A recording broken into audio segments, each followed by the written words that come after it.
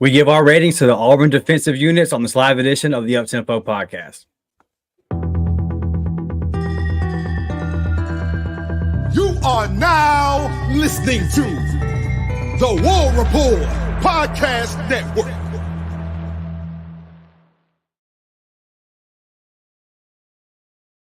Let's go, Uptempo gang, man. I hope everybody's having a good week. Dustin Smith and Blake Lane back with you guys for another edition of the Uptempo podcast. We're talking some Auburn defense tonight, Blake. But before we do that, man, tell the people how you're doing, brother. I'm doing great, Dustin. I hope you're doing well. My little boy's got surgery Thursday, so I'm kind of nervous about that. But I know the good Lord's got him, and if y'all could say a prayer for little Levi, we got to get these ear infections cleaned up. So hopefully it all works out Thursday. I got you, buddy. Yeah, throw up some prayers for Levi. I see y'all in the comments. Obviously, we won't spend too much time on tonight, but continue to pray for the Brian Petit and the family. I'm sure everybody saw Hugh Freeze's tweet yesterday. So just tough times. We all know we spoke on our last episode. Just a tough situation. But continue to pray for them. Continue to pray for that family. And the links are going around social media. So where you can donate to the GoFundMe to help the Petit family. So if you do, I know it's tough times out there economically, man. But if you do have some money that you can give the family and help out, obviously you can go find that link and do that. So we're fired up, man, to get in here tonight. Defense. I know my guy Blake is super excited with the addition of DJ Durkin. Blake is really, really high on the coaching staff. We're going to get into all that. But before we do, let's get in here and holler at our people. Y'all were the best, man. The comment section was popping long before we even got on here. Richard Reed's becoming a new member, joining the gang. We appreciate you, big guy. We appreciate you, and just did a new member pod that should be up for you guys on Dante Core, the new commitment. So look forward to you guys checking that out. And Richard, you'll get to see that, brother. So welcome to the family. Brett is in here as always, and Brett says he is so ready for football. He thinks the defense is going to be lit. Durkin bringing the heat on A-Day. Yes, he did. Cannot wait to see what it looks like in the fall. It's only May 21st, guys, and I'm already these last couple of Saturdays, I've been like, hey, man, you know what would be cool? You know what would be all right? Would be if some pads were popping. Our guy Chris is in the building. He always is. Auburn Dad is here. We continue to pray for your son as well, brother. So everybody is in. I saw Thomas in here. Thomas, where you at, bud? Where you at? I know you're in here, Thomas. There you are. Thomas is in here from Leeds, Alabama, home of Charles Barkley. He is at 70% confidence level for our defense. The 30% of wherever he has comes from the depth, injuries, and obviously the ability to win at the line of scrimmage. We're going to get into all that, Thomas, right now, man. Right now. So we're going to start up front and look at this defensive line first. And Blake, you had a nice point before we got started. I think that not really a shock that for me and you both, D-line is going to be the lowest one here. But we're doing this scale of 1 to 10.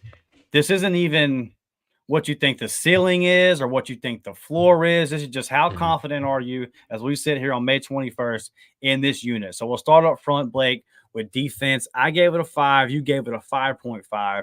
Why 5.5, bud? This was about a 3.5. All right, before the transfer portal happened. That's how confident we were in the D-line. And like we've mentioned in previous episodes, look, we know the young guys, they're talented. Like the TJ Lindsay's and all of that. You know, we know they're talented and they're going to have great careers at Auburn. But we were really worried that, hey, we're going to have young bucks playing a lot of meaningful snaps. And then the transfer portal happened. And so you go get a Rakes and a Crawford at the edge, and you go get the kid from Kansas and Trill Carter from Texas. You know, that's a plug-in guy right there, a big body to beef up that D-line. You know, so you get all of those experienced cats in here to help a Jason Jones and things like that. So I think that kind of boosted it up, gave me 2 points on this confidence level, just because you've got some experienced guys, and maybe so, like a Gage Keys, the Kansas kid, maybe he can come in. I know he started at A-Day, he kind of popped in spring practice a little bit. maybe he can come in and be a key contributor. Maybe he doesn't have to be a depth piece. Maybe he can pop. He's played a lot of college football, played some meaningful snaps. So I think what DJ Durkin and staff did in the transfer portal gave me a little bit more confidence, but I'm still not sitting here beating and banging the drum saying, hey, this group's going to pop. I think it has the potential to, but we got to see it play out first. Yeah. Is Jalen McLeod going to be healthy for 12 games? If Jalen McLeod is healthy for 12 games, then I feel like it kind of gives you – it opens it up for Crawford, right? It gives everybody kind of the opportunity on down the line to eat a little bit. Keldrick Falk staying healthy, obviously big time. I think that if we were doing like – if this was a rating of what their ceiling is, I would go a lot higher than 5 because my question is going to be, where is TJ Lindsey at 8-9 games into the season? Where is DJ Reed at 8-9 games into the season? Where is Malik Blockton at 8-9 games into the season? Where is Amaris Williams at 8-9? I can go down the list. I mean, there's a lot of talented freshmen. How long does it take them to get going? We all know Keldrick's a beast. It took him a little while to get going. You know, he had a rough game versus A&M, and that's to be expected. So I think there's a lot of potential there. And then you also have the coaching angle of this. So you got a first-time D-line coach. And I'm going to trust Hugh Freeze because he's been pretty good at identifying assistant coaches, especially on the defensive side of the ball. You see, he's 1 year and off Jeremy Garrett goes. I mean, I know he was with him previously at Liberty. He goes off to the NFL. So you did the right thing there. You made a good hire. He got promoted to the big leagues. So I have faith that Hugh wouldn't have, appointed King if he wasn't ready for it. It's just an unknown, Blake. It's just an unknown, man. So I can't point to it and say I know for sure. Now, what does make me feel better about having a first-time D-line coach is you got DJ Durkin in there to help him out and kind of move him along. And I think that was a big part of Hugh saying, okay. And let's make no mistake about it. Last year, we were hearing like, hey, Coach Williams is behind the scenes. And he's really helping out Garrett in the recruiting scene, and he's helped these guys out in film and all that kind of stuff. So got a lot of, I got faith that it's going to work. It's just an unknown, man. And then Gage Keys and Trill Carter and Rakes and Blitty, I'm with you, man. I would have been 2-3 out of 10 before we did all that. So it's okay that it's kind of sitting in the middle, but I still got to see all those guys in action, man. And until I do, I don't know, how kind of what the floor is going to be, I guess. I think a big thing here too is Josh Aldridge moving down to coach the edge. I think that could help with this group and kind of help Coach Williams and everything like that. Man, just being a first year guy, and I think Josh Aldridge. Look, we better love him while he's here because he could be a hot commodity in the coaching searches around the country. Maybe DJ Durkin is a two-year guy and might hang it up or something, and Josh Aldridge could be your next guy. But the guy can coach, man, and he gets the best out of his position group. I think that could play a big factor in all of this, and it could lend a hand to a first-year guy. So I'm big on Aldridge, and I'm big on DJ Durkin stepping in at that second level with the linebackers. Yeah, Aldridge at the edge is a good, that's going to be fun to watch, man, and just kind of see how they all work together. And when you look at guys like Jamonte Waller and Joe Phillips, we got the guys. It's just how long is it going to take? And we don't have the answer to that. And we know some of them just won't be ready next year. And let's be real about this. There's some big names on that D-line, big-time recruits that we're not even going to see next year. Yep. And it's going to be kind of frustrating. You're looking like, well, that was a big-time guy. But, look at Reed last year, right? Now, I kind of feel like if he didn't get hurt, I think it was early in the season he got hurt, or maybe even in fall camp he got hurt, and it really kind of set him back. He probably would have got more reps. But that was a big-time top 200, top 150 player, no matter what service you looked at, that came in, and we still we didn't have a lot of bodies. You didn't see him get any time. Guys just didn't play. And that's one thing, too, that I look forward to. And I think for our edge rushers and for our interior guys on the D-line, this is going to be a big help, is yes, those guys I mentioned are young, but they are going to get some burn. Mm. And versus not having anybody to back them up last year and give them any help. So we'll just kind of have to see how it goes during the season. I think we'll be able to look back at this, and if we give a rating at the end of the season, 1 through 10, how did they perform? I think it'll be better than a 5. But I think that me and you are being fair here, Blake, and saying confidence level right now in May. I got to see this come together before I can just kind of hammer home how good it's going to be. Yeah, I think 5 is fair, man. You want to be middle of the road here, and let it play out, and hopefully it ends up being an 8 or 9. I think that's what we're hoping for. Yeah, for sure. On to the linebackers. Now, this is a room I'm kind of excited for, and when me and Blake were talking about this today before we, kind of discussing how we were going to do this episode, I gave Blake a really low number, and then as I was kind of thinking about it at work, I was like, I don't know though. If Austin Keys is healthy, and I think Eugene's was already a beast last year, and I think his game takes another step, I feel pretty comfortable saying Robert Woodyard is going to contribute after what we saw in the spring and the way he looked at A-Day. I mean, you can't look at Robert Woodyard's body and say that guy has not put out a lot of effort in the offseason to get his body right. And I'm really, really pulling for that kid to just kind of prove all the naysayers wrong. But I think he's going to contribute.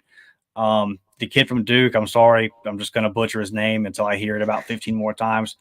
That's the way it's going to be, guys. But that's a nice, it's a nice piece. A guy that's played a lot of football as well. He's going to step in. And then, like we just talked about up front, DeMarcus Reddick, DJ Barber. How long does it take these guys to kind of get in the mix? How long does it take them to be ready? I think it's going to be sooner than later. We already heard positive things about Reddick in bowl practice. And then the man coaching these guys, I've got a whole lot of confidence in it. So it's just I think the linebacker play, I think this is going to be the best linebacker play that we've seen at Auburn in at least the last 5 or 6 years. Yeah, and look, Thomas, I see you with the linebacker at 7. The reason I give this an 8 is because of what Dustin just mentioned. DJ Durkin coaching this group. That's why it gets the 8 right there for me. You get that extra point because of that man, and he showed you at A-Day, he ain't playing games, all right? He ain't playing games. He's lighting it up. He's bringing fire, all right? And I think with some of the pieces that you got this year, Dustin has made a great point in previous episodes that Eugene Asante might not have to be on the field the entire night like he was last year. Like, just go back and watch the Cal game. Eugene Asante he never got a break. He never got a break. I don't know how he did it. I really don't. That's one of the most impressive performances that I have seen from a linebacker in college football. Incredible. And he was on a time zone change. His body, they said that was one of the biggest things they were worried about is their body not being right because of the time zone change. Gast was still out there. I'd like to go back and look at how many snaps he actually played that night. But that's why it gets the 8 for me, Dustin, is because of Durkin. And I like the kid from Duke bringing him in. Yeah, no, and look, I think Eugene's going to get to right around 100 tackles this year. I know he was in the 80 ballpark. We talked about that about a month ago. But the more this offseason kind of goes on, it's like, man, I'm really expecting a big year from Eugene, man. And I think this is one thing that can't be overlooked, Blake. For the last couple of years, there are certain rooms that just haven't had leadership. Mm-hmm. You have some leaders over here. You might have some leaders over there. I think I can kind of look at every room on this team and identify some leaders. There's no question about who the leader is in a linebacker room. Facts. Devin says it here. Let's work. He's going to make sure that everybody shows up on time, does their job, and works. And I'm just expecting – I don't expect loafing out of linebackers this year. Yep. And from some of the young guys, like DeMarcus Reddick or DJ Barber, when they get in there, will they miss an assignment? If Robert Woodyard starts finally getting some reps, will he miss an assignment here and there because it's really his first time playing college ball? Sure. But I don't think you're going to see lack of effort. And I hate being this way, but there are some guys, y'all know them. We don't have to name names that have played linebacker for the last couple of years. Where you just look at it and go, dog, that ain't even SEC caliber. That's not even an SEC caliber linebacker right there. Meeting running backs head up in the gap and ending up on their ass time and time and time again. It ain't it, dude. It just ain't it. I mean, the best linebacker that we've had in recent times has been an overachieving Jacoby McClain. I mean, you got and shout out to Jacoby, but like he got every ounce of talent. Like he did his thing in college. Yeah, I think undersized. I think he should have stayed another year. But man, we got everything we could out of him. But let's be real about it. He's not tearing up the NFL right now, right? Like we haven't had those dudes in that room. And I think you just recruited some, and I think that Eugene can round his game into that. You know, kind of pass coverage this year will be the thing to watch. But like you mentioned, man, like getting him some rest. And it's funny you talk about the Cal game. My buddy that's a big LSU fan, he texted me that night and he said, big fan of that Eugene guy because it's been 10 years since I've seen a linebacker win a football game for a team. Yeah. And he did. He put us on his back, old school Ray Lewis, Brian Urlacher style for a night and said, I'll carry y'all all the way to a dub. I'll take over this game myself. So if his game takes just another step, he doesn't have to take some huge leap, right? If he just improves off of what he gave us last year, if there's just another layer to Eugene Asante's game, then he's going to be deadly. Like he's going to be filthy out there. I also think Austin Keys, his progression last year after the injury, he come back and just improved week in and week out. I think him staying healthy this year, that's another reason why I got it so high. I'm really confident on the linebackers and their ability, man. If this D-line can step up and make plays and it just frees up this group, this Auburn defense, look, we've already had Keontae tell us, him and Kay and Lee say, hey, our defense is something. Like, we got something we want to show y'all. I think this could be a special D. When you look at Auburn, you always know the D's going to be there. That ain't ever been the problem, It always feels like the offense for Auburn, right? Can Auburn get the offense going? We always know we're going to bring something on D. So that's why I'm super excited about this linebacking group, Dustin. Yeah, for sure. Thomas says, it's crazy Eugene played running back in high school. Yeah. Dog. Yeah, meet him in the gaff and find out how it goes down. There's some fun stuff, man. If you want to see some fun highlights, go watch Joseph Phillips last year in high school playing tight end. And I'll tell you something about Eugene Asante that really, really raises the ceiling for me is everything he's been through in life as a college kid already. For sure. Tested, man. Tested. Like, kid's a dog, and he's been through some of the tougher things in life. And just to see him work and really come in as a transfer and go through some of that stuff, not play, find his way on the field with a new coaching staff coming in and embody the university the way he did. You see him shirt off in the jungle, basketball games, at Tumors, all of this stuff, man, and he's there front row and just saying, hey, I'm living the college experience, and I'm going to take it to the next level for this school. And you can see he loves Auburn now. So he's always got a place at Auburn. He will always be an Auburn man. And the effort that he has put into his game, the craft, man, just the work ethic, incredible to watch. That's a great point that you make because I think look, we say it a million times, and everybody knows the 3 losing seasons, the struggles we've had, all that. Auburn's in one of its worst stretches on the gridiron in the history of over 100 years of playing football. Yep. To have a guy like that's out there on the forefront, still carrying the flag for your university, still getting the fans hyped up and all that, man, it really is important. You see him at the basketball games yelling at the refs and the opposing team and all that. Like, you got to love it, man. You got to love it. Get over here and get to something. Yeah, he's the best, man. And we need it. I think it's important for the fans to see a guy out there kind of being vocal like that, especially with kind of where we're at as a program right now. More comments before we get in here and talk about the DBs. Devin's got a hot take. I'm not sure how he arrived here, but I'll give my 2 cents on this. He says Disney parks are overrated. I haven't been to a theme park since I was 6 or 7 years old. I'm sure my pops is in the chat. He's always supporting. Since pops took me back in the day. And that's because I probably told Pops on the way back, hey, Dad, there wasn't any ball there. So from that point on, we just went to baseball and the football and basketball games and stuff. So yeah, Devin, I've been a ball nerd since from jump. So I'm sure they're super expensive. I'm sure the lines are really long, and Disney's going a certain way as a company anyway. Bro, like I think somebody said watching from Disney World or something, or Okay. Disneyland or something. Well, I appreciate the dedication. Shout Yeah, out. love that. Thank Yeah. you. Hope you're having a blast. But I took my daughter. She's 6 now, so 4. I took her when she was 4, and we went to Magic Kingdom or whatever, one of the parks, whichever one it was, the one with the Cinderella castle or whatever. And Dustin, I walked up to the gate and to get the tickets and everything, and they were like, "Hey, it's $500," and I was like, "For 3 people?" I was like, "For one day?" I was like, "Are you serious?" Like, what?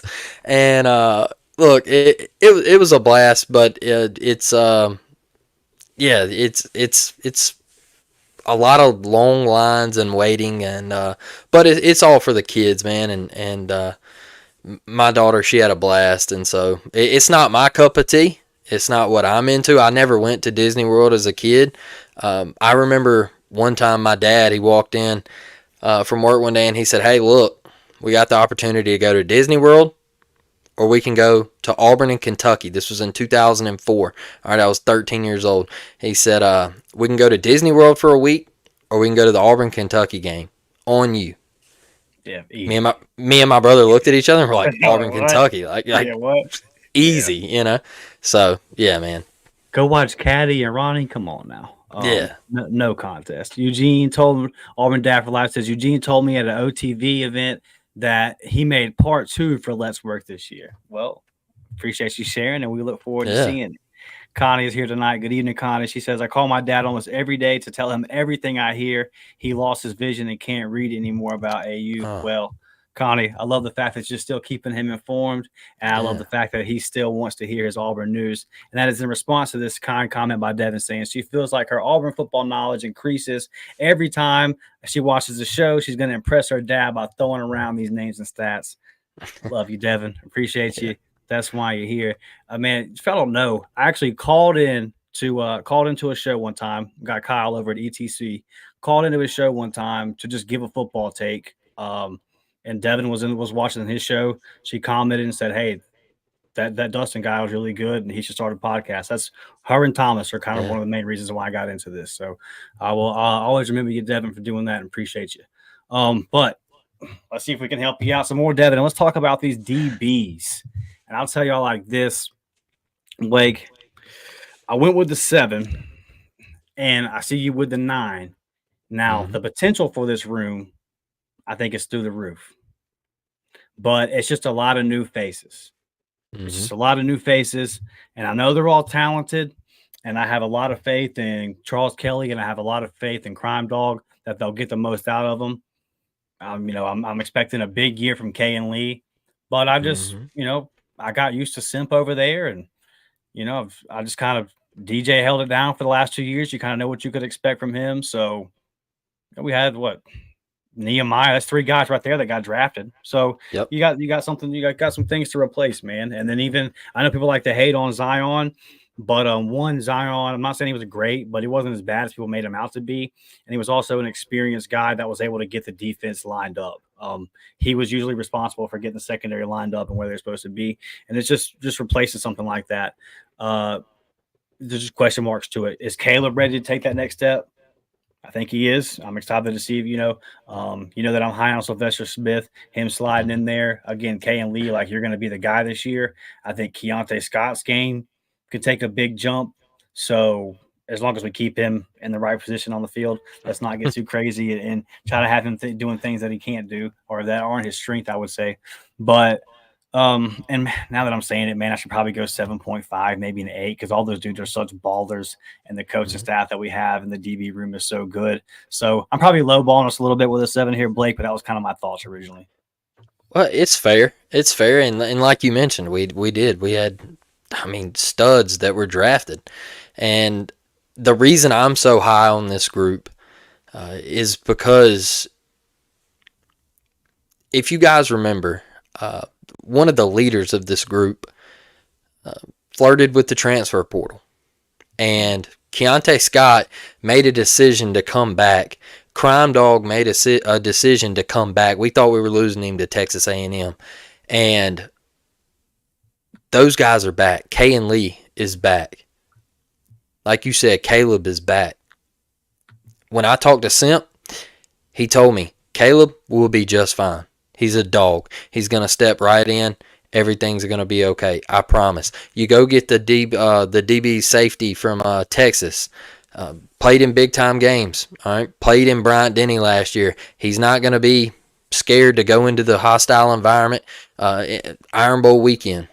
He picked off Jalen Monroe last year. He's played a lot of games. I'm excited for that. That's a guy, you lose what you lost at that position last year, and you just go get a guy like that. That's why I'm high on the coaching staff, man. Charles Kelly, just plucking whoever he wants. You just see what we got right here in the Panhandle this week. Like, just going and getting guys, getting them before other schools notice them too. Like, you got a kid that he's a 3-star. Well, let's be honest, he's not going to be a 3-star for long. But when I look at this room, you got guys like Champ Anthony. Champ Anthony don't get talked about enough. It was a hell of a find, Blake. Just so we were filling out some scholarships, and we just kind of happened to find him because Keontae recommended him. That's a hell of a steal, dude. Will pop you, okay? That is what I love about Champ Anthony. Undersized, all right, but he's got a motor, and he will knock you smooth out, bro. Like, that is one thing I love about Champ Anthony. All right, does he get beat from time to time? Yeah, he does. Is he the best cover guy? No. But he's got that dog in him, man. He's got that motor. He can make up for it. Like, he gets right back into every play. My biggest issue with the room right now is, where is Keontae going to play? Like, is he going to be that other corner? What I would really like to see is Antonio Kite step up. I want to see Antonio Kite step up. You go and get a DB that spent a year with Nick Saban.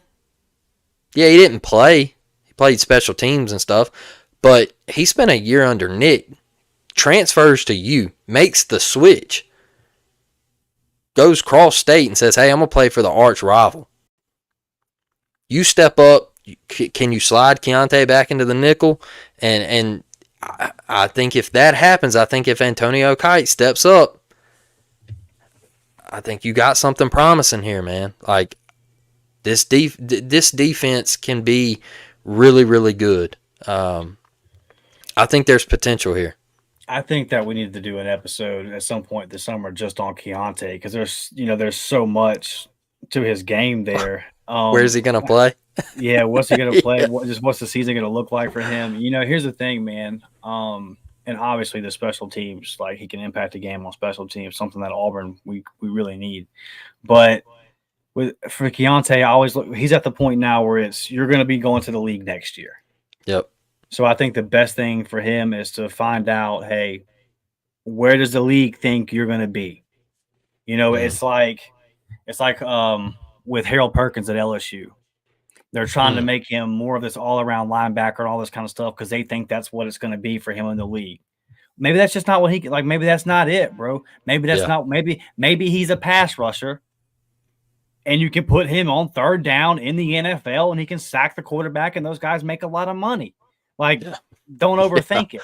And I trust Crime Dog, and I trust Charles Kelly to not overthink it. They'll do the right thing. I have total faith in those guys. But it's just going to be one of the things that'd be fun to watch. And I just want to see Keontae. I just think he's best in that role, man, where he's kind of – because he's so versatile. Like, I get it. Outside corner, you get the big payday and you're the lockdown guy and all that kind of stuff. But his skill set is he can wreak havoc from all over the field. Yes. I don't want him just out there on the corner, man. I want you getting after the quarterback and making things, doing all the Keontae Scott things that we saw him doing last year, please. That, you took the words right out of my mouth. I like him being around the line of scrimmage, man. Like, I like him in that nickel spot and getting after the quarterback. Like, last year, Ron Roberts did do some nice things with Keontae. I'll give him that, man. Like, yeah, he did. he brought some stuff that I was pleased with at times. There was a lot that I wasn't pleased with Ron Roberts, and I'm glad we got somebody new. But he did design some stuff that was pretty impressive at times, and I think he did really well with Keontae. But that is one thing that is still a red flag for me. Where is Keontae gonna be? Is he gonna go out there and dominate on that island and be that guy that can go like we saw it in the bowl game, right? Like he kind of struggled a little bit. I know he got it together, but man, 12 games. I wanna see him in that nickel spot, and that's why I hope Antonio Kite steps up. Yeah, for sure. Brett talking about the linebacker says old school Taquio. Yeah, man, you get you a Taquio Spikes. And listen, man, I'm telling y'all, DJ Barber. I'm not saying he's going to be an NFL, Pro Bowler, perennial Pro Bowler, one of the best to ever do it in the way that Taquio is. I'm not saying that. But I'm just telling you, man, DJ Barber's game looks a lot like a 1997 linebacker. That's all I'm saying. One thing I'll say about Taquio is always invested into the program. Loved what he had to say during the A-Day interviews. Man, like if you're a linebacker, why not Auburn right now? Why not? Like he does a good job with the media, dude, but I think he could be a coach, man. Yeah, for sure, very knowledgeable. But I love, like you said, I love what he does with the media, and I love how involved with Auburn he is, and he'll let you know, hey, it's War Damn Eagle till I die. So, huge Taquio fan, man. Connie, we were all horse and hostages. We were all witnesses of the potato famine. I was there. You were there. Blake was there. We were all there. Pop's throwing out the old school names that you really got to go back for. I see you, Pops. Thomas gives the DBs a 7.5. I respect that, Thomas. I'm at the 7. And now I'm kind of more at 7.5, actually. Now we've talked about that a little bit. Hey, Brett's with you, Blake. Like, we don't need to go ride rides. We're going to go watch the boys play. Let's see. Brett says he watched a pod with assuming you're Jason Campbell. He interviewed Jeremiah Cobb. He said that JC Hart was the fastest on the team, and he's going to be a DB2. Yeah, they played with JC at wide receiver and DB because he's got that 4.3 speed and got that kind of lanky, tall frame. Yeah, kid, I was very excited coming out of was it Lapoca? I ain't gonna, man. I can't. I don't even try them names, bro. Y'all, Lochapoka. There it is. Blake coming through for us. Yeah. JC can fly, man. He might be the fastest on the team. Yeah, it's just a crowded DB room. Like, he's a talented kid, a 3-star because he was at like a 1A school. It'll be fun. It'll be fun to see if he can get in the rotation as well. I would definitely expect to see JC on special teams though, right? Like, you got to have a guy that can lay the wood and fly down the field like that. You got to think he's going to be on kickoff coverage. And when we looked at Dante Core, the latest commitment out of Fort Walton Beach, we watched this film, man. Blake, he blocked a kick. He blocked a punt. He returned a punt for a touchdown. He returned a kickoff for a touchdown. He forced a fumble as a gunner on the punt return. I'm like, this is a football player, man. Yeah. This is a football player. And, Fort Walton Beach is 3A in Florida. They went 5-5 last year. You watch that ranking climb up because now people are going to look at it and go, who is this kid that's committed to Auburn? Mm-hmm. And now that he's committed to an SEC school, there's going to be eyes on him. And you'll see Dante Core shoot up this year because he's got that kind of similar skill set. When I look at JC Hart, they have a little bit of a different frame. JC's a little bit bigger, but like an all-around football player that can impact the game in a bunch of different ways. So before we get to the coaching staff, Thomas has a comment on Champ. He says, Champ played hard as hell on special teams last year. He ain't afraid to hit somebody in the mouth. Football player right there. Facts. Yeah, absolutely, Facts. Man. Anybody that earns the nickname Pirate, probably a dog. Probably a dog. All right, Blake. So we've talked about D-line. We've looked at the linebackers. We've looked at the DB. Let's round it out with this defensive coaching staff.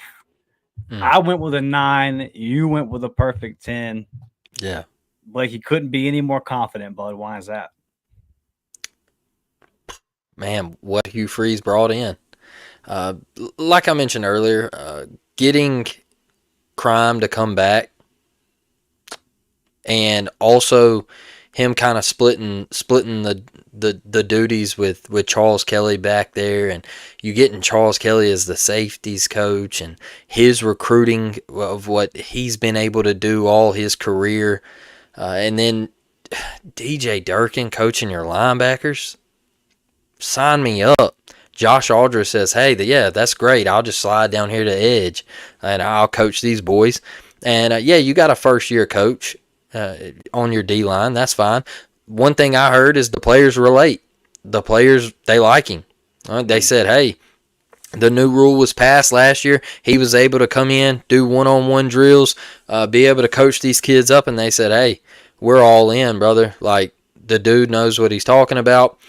He's had a couple of guys that received all conference at his former stops and previous stops and everything like that. A couple of guys that got into the NFL draft that he coached up at previous stops. So, look, I'm bought in on this coaching staff. I think this year's defense is going to be right. I think DJ Durkin has got something to prove, man. I do. I think he has got something in his bag. I think he's cooking something up. I think there's a lot of talent on this Auburn defense. It boils down to one thing, and that's up front. Can we survive up front? And that's why we gave it the lowest grade tonight, right?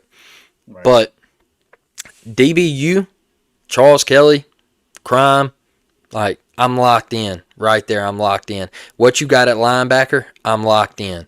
This coaching staff, you're playing with fire, man. Like you got it right there in the palm of your hands. Like, let it loose. And I think DJ Durkin's going to do that, Dustin.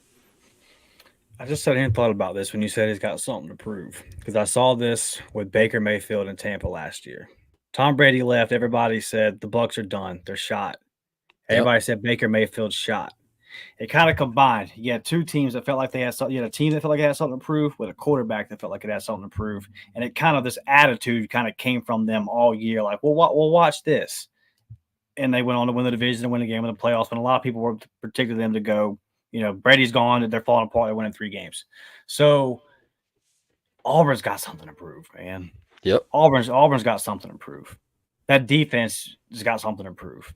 Those DBs, I mean, most of them, it's going to be their first time getting significant reps. They got something to prove. That defensive line, you guys, like, there's nobody in this program that ain't got something to prove. If DJ Durkin has that same attitude and he's coming to work every day with that same attitude, and it trickles down, and now you got a whole bunch of dogs that is like, bro, they starving to eat. Yep. And the only way to eat is to win, because I'll be real with y'all, man.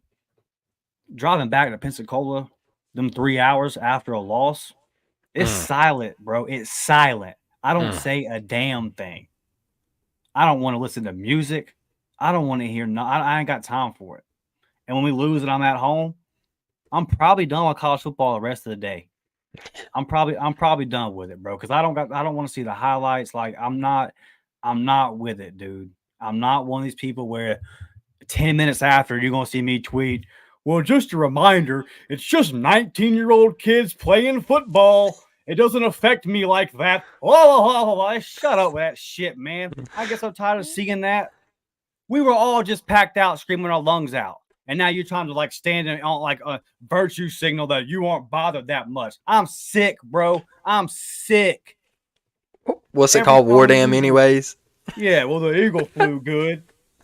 Man, whatever. That's it. That's it, bro. That's whatever. It. You know what? You know when that eagle flies real good is when I can look back on it and say, hey, that was 4 quarters of good football, and it started with that eagle. That's what it's about, man. So yeah, I just, if we're hungry as a fan base, these players have got to be hungry. Everybody has got to feel like they have something to prove. I went with a 9, Blake, because, like, Charles Kelly's that dude. He's that dude on the field. He's that dude on the trail. Yep. We have scored, I believe, 1 touchdown in the last 12 quarters versus a DJ Durkin defense. There So, you know, maybe it will at least be able to sniff the end zone versus A&M if nothing else. But the last 3 times I've seen DJ, we weren't able to figure it out. It's a fact. Hell, Blake, we looked better versus Alabama and Georgia It's a these fact. last couple of years. Cadillac went into Alabama with a makeshift squad and put up some yards. It's a fact. He did some things. We did nothing versus DJ Durkin. So what can he do that for us? Can he be that guy for us? Josh Aldridge, I'm with you, man. How much longer is Josh Aldridge will he get it? Will a big Power 5 or Power 4 program, will he get the offer to be a DC? Will that be the next move? Or will it be the NFL call like they called Jeremy Gary? Like, hey, man, why don't you come over here and do the same thing that you're doing? And that might be sooner than later because he is just crushing recruiting. He's just an absolute dog on the trail. And if he does what he did last year, as far as getting the production out of the pieces, man, we're going to have to pay him. We're going to have to pay him the same way whenever people started calling up Zach Etheridge, like, hey, would you like to come do this incredible recruiting you've been doing at Auburn for the past 4 years? Would you like to come do that at Georgia? And then Auburn had to come out and be like, hey, man, I guess you're going to get a big raise because we can't lose you to them. So, that's going to happen. That's going to happen. I'm with you on that.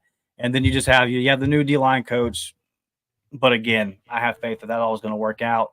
And you have guys that are experienced like DJ Durkin to kind of help him out and bring him along. I go a 9 just because there's I guess the only way I could see this not working out, Blake, is personalities. The kind of stuff that we saw last year. Yep. On paper, this should all work. But hey, it's a fact. Ron Roberts drew up some stuff for Keontae that got the best out of Keontae. And I don't think Keontae liked Ron Roberts very much. And that sucks. It sucks that it was that way. It's true. But this ain't no inside information. You just follow it. Enter the portal. Ron Roberts goes to Florida. Hey, I'm out of the portal. I kind of told you everything that you need to know about where Keontae Scott stood on that situation.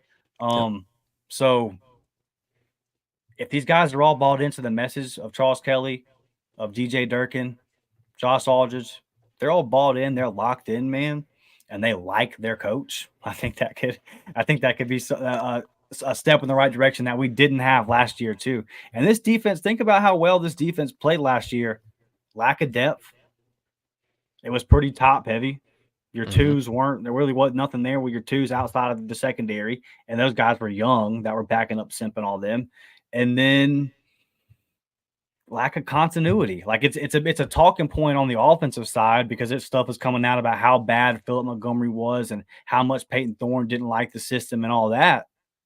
But make no mistake about it, it was so bad that Crime Dog said, I'm stepping off the field, bro. Y'all figure this out and I'll come back. But I'm not working with that man. And you have players saying, I don't care how good he is at coaching me and putting me in position on the field. On Wednesday afternoon, I can't be around that man. Getting that out of your program,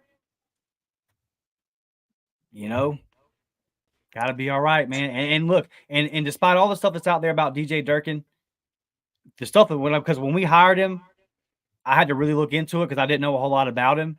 His players swear by him, bro.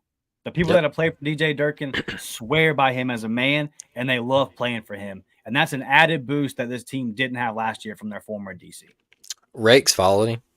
So, Rakes said, hey, I'll come play for you. I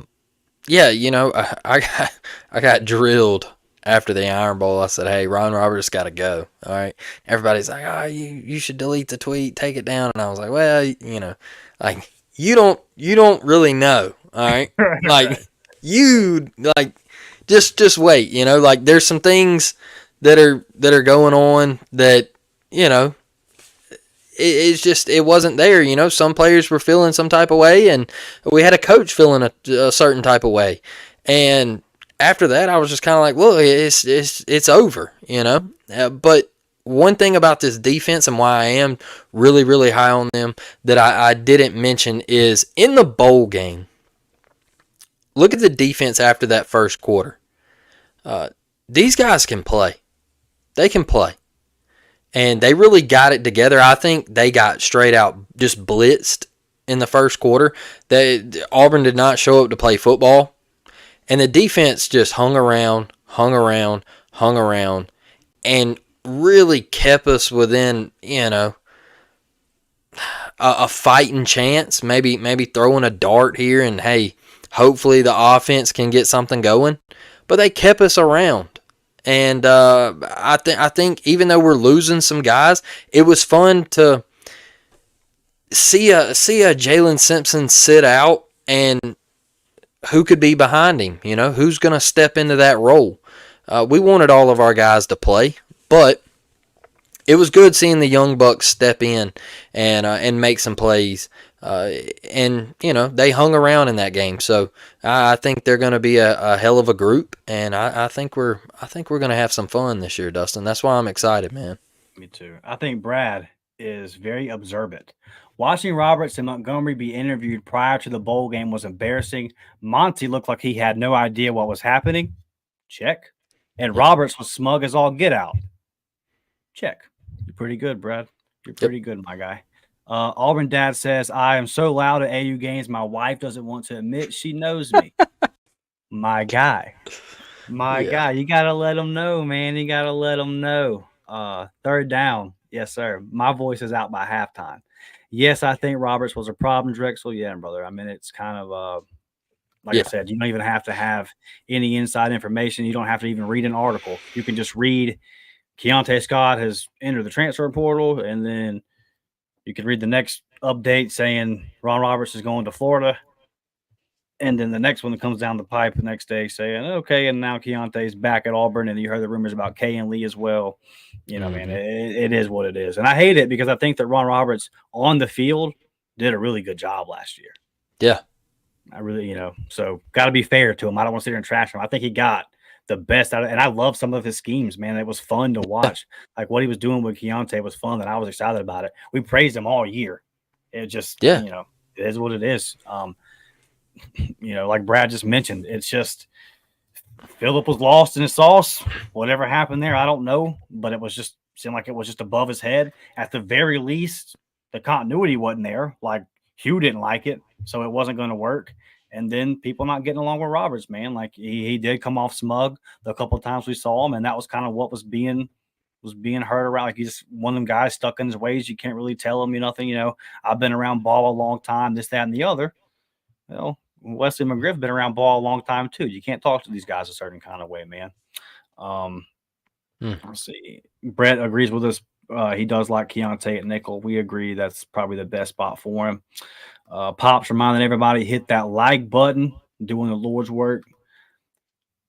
Oh, Brett says that Barber doesn't have to Keo's neck, though. That neck's one of a kind, Brett.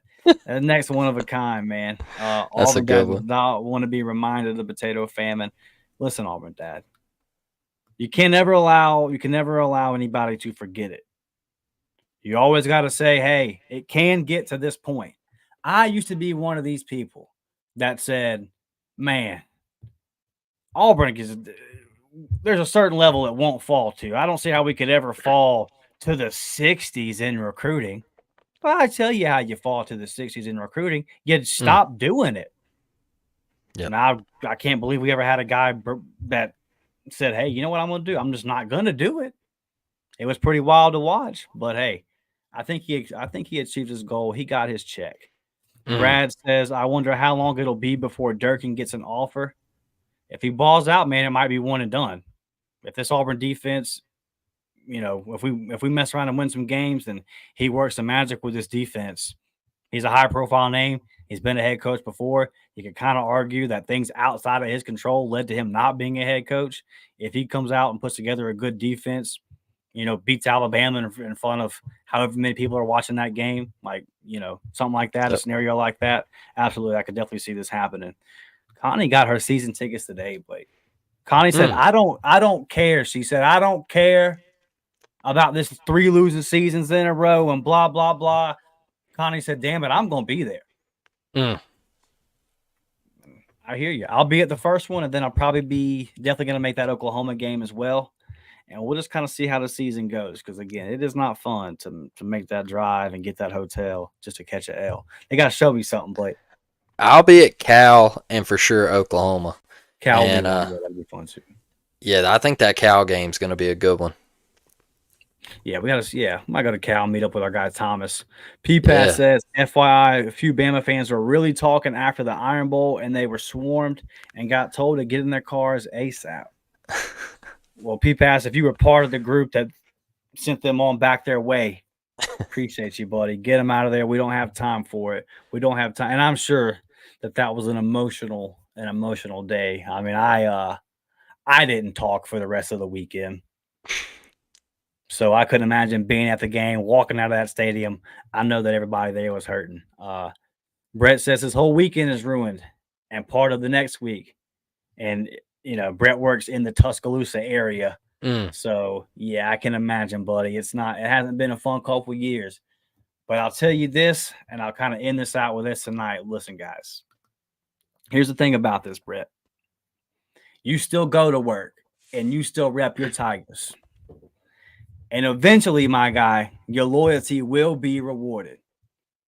I got a couple of friends that kind of ride bandwagons in sports, and I always ask them, how do you really enjoy the success? Because you're going to go to wherever the success is. You like the Warriors, the Yankees, and the Patriots, and you're from Pensacola. How's that work? You just picking the teams that won all the titles.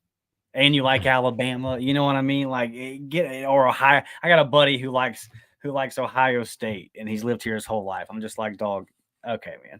And I could tell you the rest of his teams too, and you would just be like, what? None of these make any sense. And so I just say all this like, listen, I hear you, Brett. I know it sucks. We all go through it, man. But stay repping your squad. Stay repping your squad because them dubs are coming. And I know that my Bucks had a 13-year drought where we didn't even make the playoffs. But, boy, when we won that Super Bowl, I talked. I remembered everybody that talked to me, and I talked back. And that's exactly what I'm going to do when Auburn starts winning again. I'm hunting them out. I'm hunting them out at Dollar General. I'm camping outside of Dollar General the next time we beat Alabama. And I'm hunting down every single one of them and letting them know. I appreciate y'all guys, man, for watching the show tonight. Hit that thumbs up button, subscribe to the channel. Next Thursday, Blake, or this Thursday, coming up here, a couple of days, we will do the offensive ratings, and that'll be fun as well, man. So that's all I got tonight, Blake. I'll let you get us out of here, brother. Yeah, I'll close it out with this. Yes, Brett, living in Mobile. That is correct. My grandpa told me at an early age, said, hey, son, do you want to be a winner? And I said, yeah. He said, well, then be a Yankees fan. So I wanted to close out with this. Brandon Walker. I'm back on the Brandon Walker. What are you saying now? He said that Auburn was the most delusional fan base in the Southeastern Conference. I don't know how much more I can go with this guy. All right. Most delusional fan base in the conference. Brandon, the team you pull for can't be delusional because you've never won anything. All right? So there's nothing for you to piggyback off of and say, hey, we can do this or we can do that, because you can't. Mississippi State is trash. So you can't be a delusional fan base, all right? Auburn fans, you might think it's delusional, but it's not. We've won things, all right? We've went to Atlanta. We've won in Atlanta. We've won a national title in our era, all right? We've done all those things. We've captured the mountaintop. And for us to sit here and say that we can't do it again, that's not being delusional. That's telling you the truth. We played in a Natty in 2010 and turned around in 2013 and played in another one. So we're not delusional. We expect to be better. That's what we're saying. It's not us saying, hey, we're going to go have this dynasty like Alabama for 15, 16 years. That's not it. That's not what we're saying. We're saying that, hey, there's a standard that we have to get back to, to getting back to Atlanta, winning SEC championships, going to a college football playoff, that's the standard we want to get back to. But stay over in Mississippi, all right? Be a loser. Ring your cowbells. Have 58,000 people show up at Davis Wade Stadium to get smacked. All right? Go look at your overall all-time records against Auburn and Alabama. That's the reason the best players from your state come to the state of Alabama, because they know that your state's trash. All right? You can't even drink the water in your state. It's that bad. It's just not a real place. And there's no way that you can be delusional, because you've never won anything. And you never will win anything, because you just got sent back down even further to the bottom, because Texas and Oklahoma have come into the conference, and they're going to take players that you want, and you're not going to get them now. And by the way, Lane Kiffin is right a couple hours north of you, and he's dominating. So you're just going to keep losing, and you're always going to be a loser. Hopefully tonight, here in a couple minutes, your Mississippi State Bulldogs baseball team, they can do something. They're playing the Egg Bowl in Hoover right now. But that's the only sport you're ever going to win at. Period. You're not good. You're never going to win in football. So, just keep running your Barstool page and talking, and it's clown stuff, man. It's clown stuff. Like, don't come at Auburn fans, bro. You're a Mississippi State fan. You stay in your lane. You keep being a loser, and you will always be a loser. Period. That's it, Dustin. I'm tired of reading on social media Arkansas fans, Ole Miss, Mississippi State, Texas A&M. You've won nothing ever. Texas A&M is ridiculous to me. You haven't won anything but a Heisman Trophy, and you got smacked up against LSU and Florida that year. Right. That's it. I'm just sick of hearing it, man. Like, we have a standard at Auburn, and it's like I said, it's not to be Alabama, but it's to be competitive and be in the big time games, bro. Like, that's what it's about. We want to get back to that level. It's not delusional.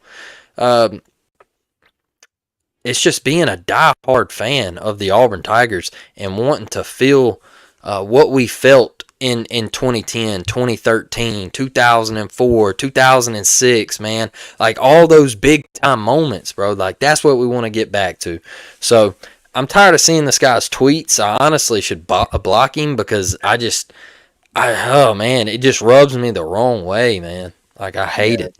Tyler Lockhart, from 15 minutes outside of Starkville, his brother plays for them, and he says, I think I'll commit to Auburn.